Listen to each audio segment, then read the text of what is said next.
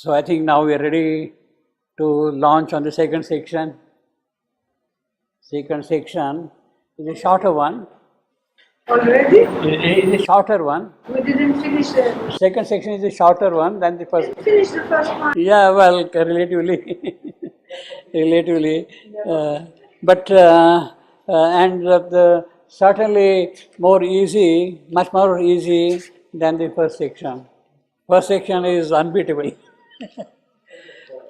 It is 42 sentences and 156 lines. And I hope we will be able to finish it rather soon, you see. Well, let us start with the last sentence of the previous section, 1.46. All sprang to their unvarying daily acts. The 1,000 peoples of the soil and tree obeyed the unforeseen instant's urge, and leader here with his uncertain mind, alone who stares at the future's covered face, man lifted up the burden of his fate. Here, the pronoun here, all sprang to their. There, of course, refers here to all.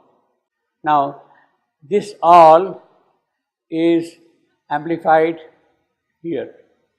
The 1,000 peoples of the soil and tree. This all is amplified in the 1,000 peoples of the soil and tree. Now, it is among these that man arose, man came on the scene, and he lifted up the burden of his fate. Now, this his is specific. Man can do at the most that much only. He can lift up his own burden. He can't lift up the burden of the universe. He can't solve the basic problem of this creation, the problem of ignorance, of death, of mortality. That is beyond him. That is beyond him. Therefore, that is specific to man, his capabilities, his possibilities, potentialities, and things like that, you see. Now, these 1,000 peoples of the soil and tree, we have seen many times what these are, and I think we can quickly refer back what these 1,000 peoples are. On the evolutionary scale, through the various manvantras, how from nothing started things appearing, and now we are at a stage when man is about to appear on the evolutionary scene. The animal proper is a lower type. Actually, it belongs to here. Man already exists, but as a god, demigod in Bhuvar of Bhuloka. He already exists there. Now it is he who comes here. Man is the son of the Manu, and is assigned the place in Diva and Pradiva, in heaven and in the Sarga Bhumi. Then he descends to earth, and thither from earth he returns. That is his station. It is there where he goes back.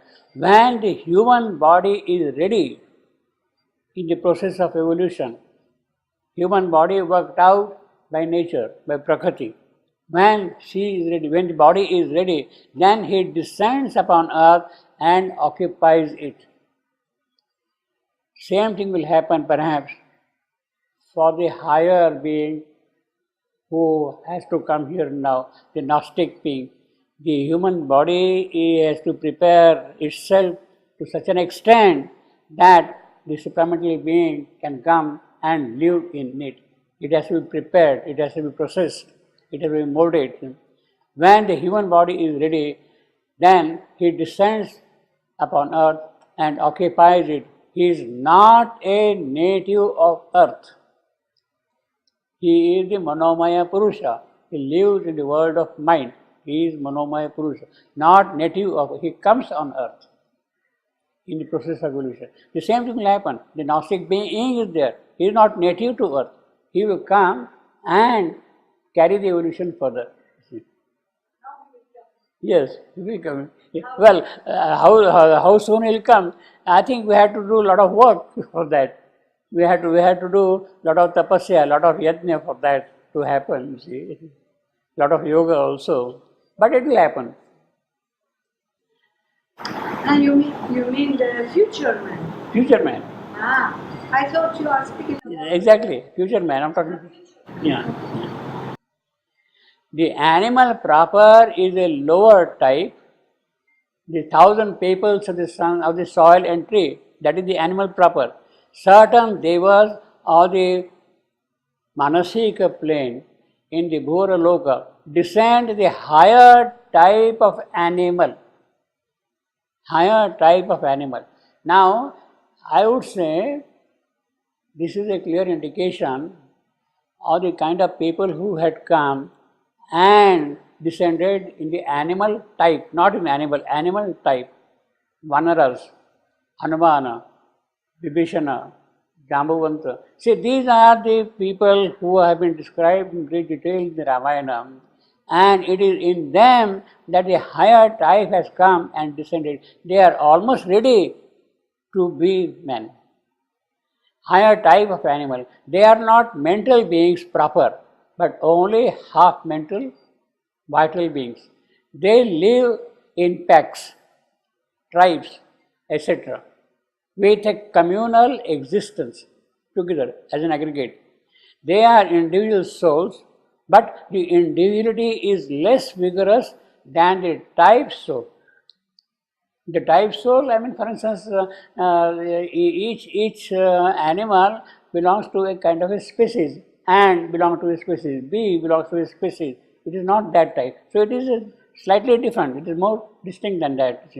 If they were not individual, they would not be able to incarnate in individual forms.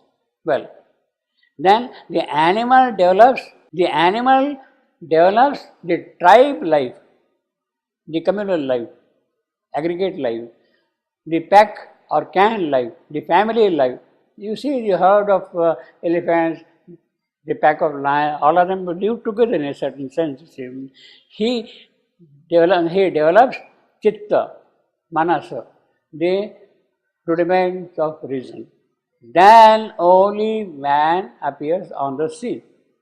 That is the appearance of. It is at this stage then man comes up on the scene and lifts up the burden of his fate. You see, the other people are not able to do that kind of a thing. This does not appear. Sorry, how does this appear? Prajapati man. Well, we'll skip this one. Man begins with the Satya Yuga. That is the first cycle of the 4 sets of Yuga, Satya Yuga, where we have 4 avatars. In the Satya Yuga, there are 4 avatars: fish, tortoise, boar, and half lion, half man, Narasimhan. Not these are men's beginning. He rises by the descent of ever higher type of Manu from the Bhura Loka. First, he is Pashu, Pishacha, Pramatta, Rakshasa, Asura, Deva, Siddha. See, this is the ascending series of these people, you see. Actually, the earlier cycles were concerned with these 4 or 5.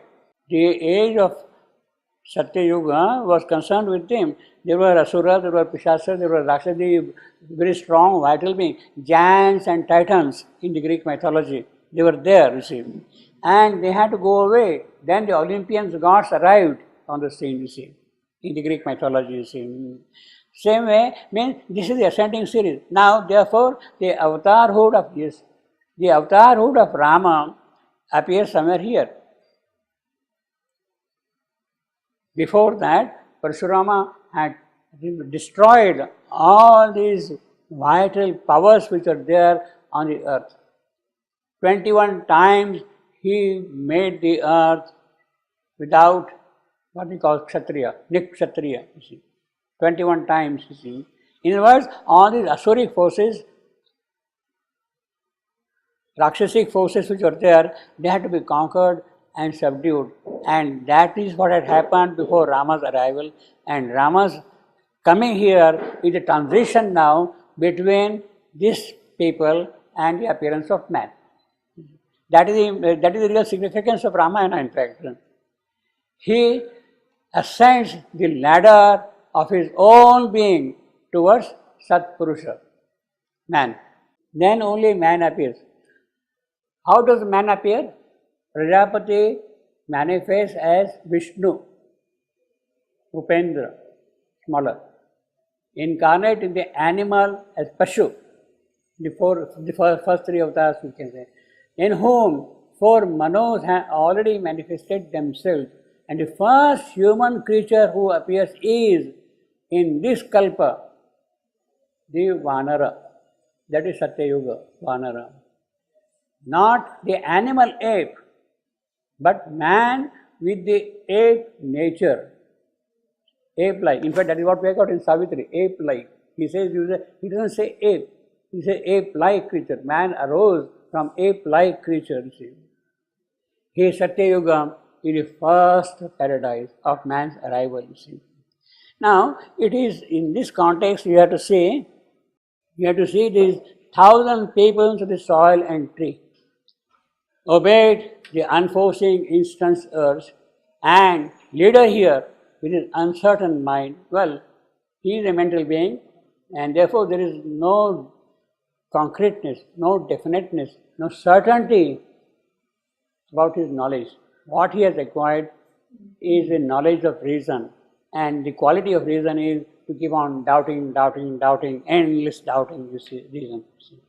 So he is always uncertain in that sense, uncertain mind, alone who stares at a future's covered face. Man lifted up the burden of his fate again. Now here, obviously, this is the transition between the appearance of man and what is going to happen beyond man. The appearance of Savitri, the arrival of Savitri at this stage is in the context of something which man cannot do. Man cannot go beyond his fate. If he has to cross that, something else has to happen. And that something who is going to do is this Savitri. And therefore, yes, man can do, he is doing, trying, struggling, striving, all those things are there. But then he has to also go beyond that. But that is beyond the capacity of man, his potentiality. See, in the Aitareya Upanishad, the gods wanted to inhabit here, and the spirit offered them first a cow. Go and occupy the cow. The spirit offered to them, go and occupy the cow. Then the god said, no, I am sorry, we are sorry. Cow is not sufficient for us. It is not sufficient. Okay, you don't like cow. Okay, then I offer you horse. See, these are their qualities. It's a cow and horse. They indicate certain kind of qualities, certain kind of possibilities. Horse, the vital force. Cow, the sattvic energy which is there. This is what they indicate there. See. Horse, again the god said, sorry, this is not sufficient for us. And then finally the spirit said, okay, I offer you man. And then the god said, yes, man is well made. We will go and occupy man. And that is how all the divine gods are in contact with man, are helping man, taking him forward in his effort, in the evolutionary process. They are helping them. They are occupied with it. Their anguish, their concern is the progress of man in the evolutionary process. But still, that is not sufficient. And therefore, what has to happen is some other higher power has to come and take things forward. And that higher power is what we have here as Savitri. Savitri is going to be here now, and she will lift up the burden for man and take things forward. She will build up a man better than him, better than man, so that gods who are quite happy with man will see that there are other possibilities also now, and the higher superior gods will appear there. It was our before the gods awake, this is what had happened here, before the gods awake. Now, when Savitri had done that work, then the higher gods, the gods who have not come into play here, they will also come and appear on the scene, you see, on the evolutionary scene, you see. Man, as we have got here, 7 chakras are there, 7 centers are there, they are not sufficient for the higher being. Now, if they have to be built up in man, then it is impossible by man to do it. A higher power has to come and work out, and it is that thing which Savitri is going to do. And therefore, Savitri too awoke among these tribes, all these 1,000 peoples, all these vanaras, animals, etc., animal-like being, you see. Savitri too awoke, these tribes refers to that, you see. Savitri too awoke among these tribes. Again, as I said earlier, he uses the verb awoke. He doesn't say Savitri too was born. No. Savitri has been there right from the beginning. Even before the arrival of man on the evolutionary scene, she has been there all along. But now she is coming into active action. Her play is going to begin with this. In other words, we can say that the real awakening of Savitri, the arrival of Savitri on the evolutionary scene begins with the avatarhood of Rama, where the transition is taking place.